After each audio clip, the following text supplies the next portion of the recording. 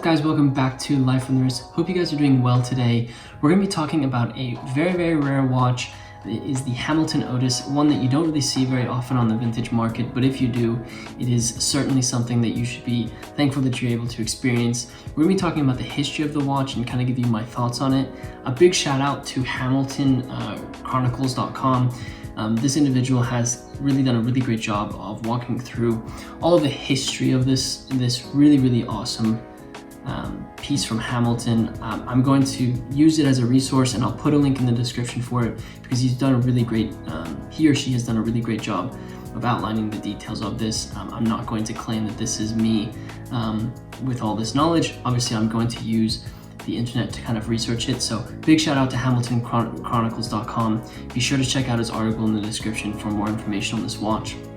I have some information that I kind of knew already, but this is going to be able to give you some details on it. So the Hamilton Otis is a really rare watch that was produced in the late 30s, early 40s by the US watch company Hamilton. And there's some controversial information about whether or not they were sued by Jaeger LeCoultre because of the copy of it has a similar functionality to the JLC Reverso. We'll get into that in a bit, but I'm going to tell you a little bit about this watch, and I hope you guys kind of enjoy hearing about it. If you guys are new to the channel, be sure to hit that subscribe button. We make videos about watches, just about anything you can possibly think about. We really just are enthusiasts, so be sure to subscribe to the channel if you like those types of videos. Also, don't forget to hit that like button while you're right by that subscribe button. The like button is really close, so you might as well hit it. Also, if you don't know, we launched our first clothing line. This is the launch collection, so be sure, if you are interested in being a part of the launch collection, be sure to check out our clothing store in the link in the description. We have a link to lifeonthewrist.com/clothing, so be sure to check that out. So back to the Otis. This watch was it was launched by Hamilton in 1938. This was the first time that it was featured in their catalog. And what's unique about this watch is that it has a case that is able to be flipped over to a solid case backside. So you can actually, if you're wearing it on your wrist, you're able to see the time on one side of the dial, and if you push the watch to the side, and you're actually able to rotate the entire case of the watch over, and you're able to see a solid case back on the back of the watch. Like I said, this is very, very similar to the design of the Jaeger LeCoultre Reverso. The Reverso was manufactured by, like I said, Jaeger LeCoultre, and the purpose of this was they wanted to be able to create a watch that was able to flip over to this solid case back in order for polo players to wear these watches, so that they were able, once they flipped the watch over, to display the stainless steel back. This would protect the crystal on the dial side of the watch. This was obviously very, very innovative during the time, and has become a real classic within watch collecting now. Within their current line, Jaeger LeCoultre has released watches where you actually have two dials called the Duoface of this watch. So instead of flipping over the case of the watch to display a stainless steel to display a case back, you actually can flip it and have a completely different dial with more complications on it. So they've really added to that whole reversible feature. I think that's simply because we don't really have a need to wear a watch while playing polo, but that is just how the world kind of works. This watch, back to the Hamilton Otis, this watch was actually produced from 1938 and sold until 1941. The biggest controversy with this watch has to do with whether or not they were legally allowed to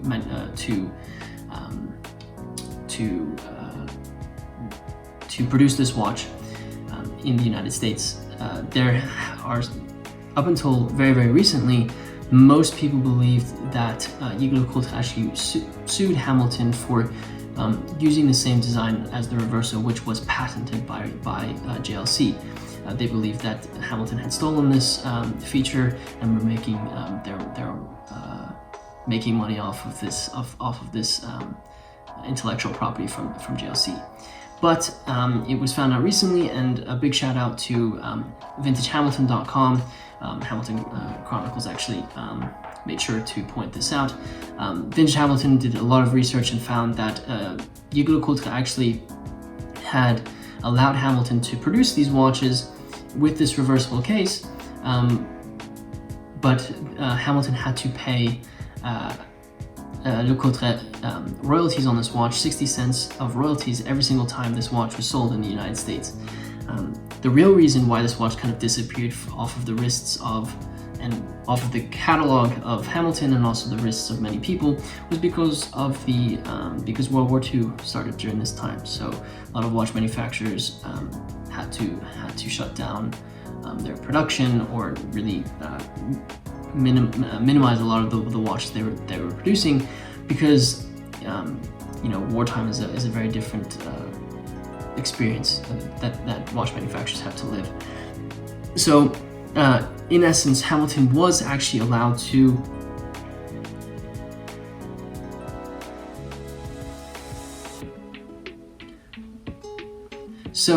Hamilton was actually allowed to use sell this watch and have it in their catalog because LeCoultre actually allowed them to produce this. There was just a royalty agreement between Hamilton and Jaeger LeCoultre. Interestingly enough, there are so few of these watches on the vintage market right now. It's very, very difficult to find them. There's two movements that were used in this watch. The first was the 980 movement, and this typically came with gold-filled watches. And then there was the 982, and this was on the newer watches in 1940. They were produced with the 982 movement. These watches actually come in two dial variations. You can get a solid black dial and then a solid white dial, and you have these really beautiful gold numerals for the hour markers. I think they're actually really, really nicely laid out. It is a little bit of a smaller watch. It's not by any means a very large watch, especially when you compare it to the Reverso. I think it's a very, very small piece. I really should have the dimensions, but I'll find that for you while I'm kind of speaking. But like I said, black dial, white dial variations on this. I've seen more black dial versions of these just in my short time of knowing this watch. So yeah, more black dials. White dials a little bit more rare than the black dial versions of this. It originally sold for around $67 US, and that's in the 1940s. So I mean, I can quickly find what that was, what that is now for you. But it sold for $67, which is around $1,200 US today. So it wasn't a cheap watch. Wasn't super expensive like some of the other manufacturers. But I think the cool feature of being able to reverse the switch over the case of the watch is definitely a selling point for this watch. One thing that is very common with these watches nowadays is because the case back of this watch was solid, a lot of the times individuals had their the letters of their name engraved on the back.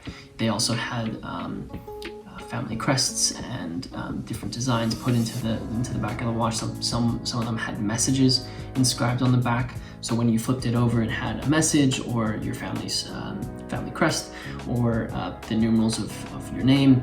So that's a very, very common thing to find. It's actually very hard to find Hamilton Otises nowadays that have completely blank case backs. So if you do have one of those, I think it's considered a little bit more rare, more expensive, because it's unique and there's not a lot of those out there. This is a common thing to do, so it's not like people have defaced them, but it's a very cool concept, I'd say, to see. Yeah, that's kind of a little bit about that. Most of them were gold plated, so it's not going to be solid gold, which is, I mean, it is what it is, right? And I think it's hard to find a lot of these in really, really, really great condition. As with vintage watches, a lot of them have been worn, having something in pristine condition from the 1940s just in itself is something very, very difficult. But my stance on vintage watches is I think it's incredible to have a watch that does show a little bit of its age, because it takes you back and makes you think, well, what was this watch doing back in the day?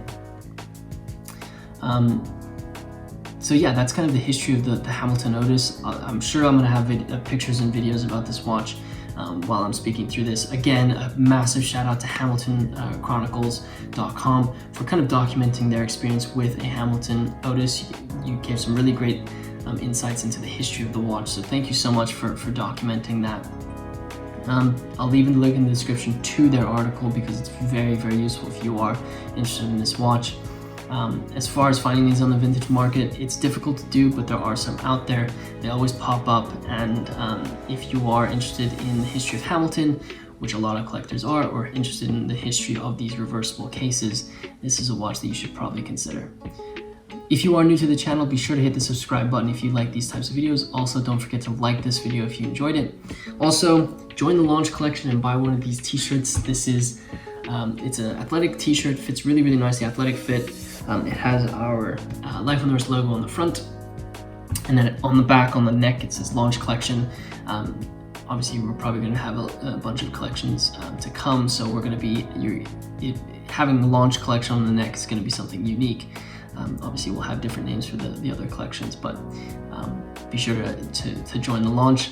And with that said, guys, I hope you enjoyed this video, and until next time.